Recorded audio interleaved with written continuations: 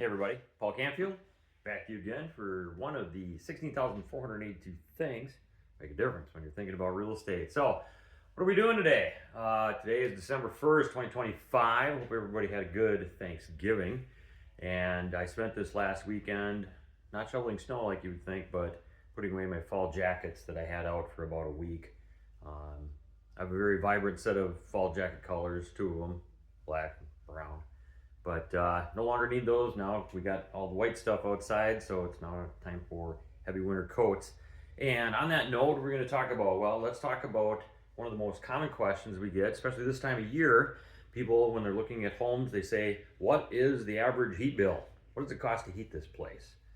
And in Wisconsin, where we can get very cold in the winter, sometimes that's a good, relevant question. However, I like to caution buyers that that question is, in a way, not all that important due to the fact that not only is every house different, but every seller is different. Every person that lives in a property acts differently. You know, there's the people that on the one end of the scale, they think, well, they're not going to pay the heating company any more than they have to. And so they're going to keep it at, low 60s and wear whole lots of sweaters in the house and just, bundle up. On the other hand, there's people that say, when I get home from work at the end of the day, I'm not going to freeze. I want it warm. Turn it up into the 70s, maybe somewhere. Also, depends on how many people are in the house. You get a single person living alone, they're going to use probably less energy. So not only the heating and the cooling of the house, but the opening of the doors and closing of the doors, letting the outside air in, and all the other costs that go in with the energy use in a house. So when you're looking at the average bill around here, you might be with Eau Claire Energy Cooperative, might be Xcel Energy, which is probably the largest energy company in the area. You have a two-part bill. If you're with Xcel Energy, you're getting both gas and electric. So we want to know, is the use of the gas, is that just for heating? Is there a gas fireplace? Is there a gas stove? Is there a gas dryer? There are other things that run on gas in the house. Is some of the heating done with electricity, whether it's electric baseboard units, space heaters in a room, things like that. So you have not only the total bill, but you have the breakdown of gas and electric, and then you have the how is each part of the gas and electric used. If you have a family with a whole pile of kids and they stay at home a lot and they're doing tons of laundry, so you're going to use more electricity for the washer, you're going to use more gas or electric for the dryer. If you have a bunch of kids, they're going to be going in and out all the time. And of course, how many of us had our parents holler at us, shut the door, and I'm not trying to heat or cool the outside. So anyway, just take the bill that you might get with a grain of salt.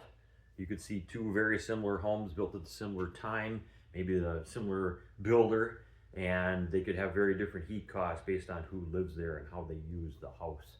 But then also, I highly recommend that you participate in the Wisconsin Focus on Energy program, where they test your house. They'll come in and they'll use an infrared camera, and they can look around your property and they can see, if there's leaks around the windows or in the soffits in the basement or in the roof or anywhere else in the house, and they can tell you where to plug the leaks. I had that done in my own house years ago, and it was fascinating to see basically how many places my house leaked, and then to retest it later to see, if you properly insulated and used caulk to seal the seams and Tyvek on the outside and all the other things that you can do to make your house more airtight. So then the last question is, are homes too airtight these days? Is it a matter of you're going to get mold and moisture in a house if you have a really tightly sealed house? You keep all that moisture in there. Well, that might be another longer talk for another day, but the short version is that there's two types of air in the world. There's conditioned air and unconditioned air. Unconditioned air is outside. Whatever happens to be going on in the weather outside, that's the unconditioned air. And then inside your house is the conditioned air. Unless you, in the summertime, have all your windows open, that is also unconditioned air. But normally, you're either in the summer, you're going to have your air conditioning on, conditioning the air, or you're going to have the heat on in the winter, also conditioning the air, meaning heating the air. So the general goal is you want to keep those two things separate. Keep the conditioned air in your house and keep the unconditioned air out of the house.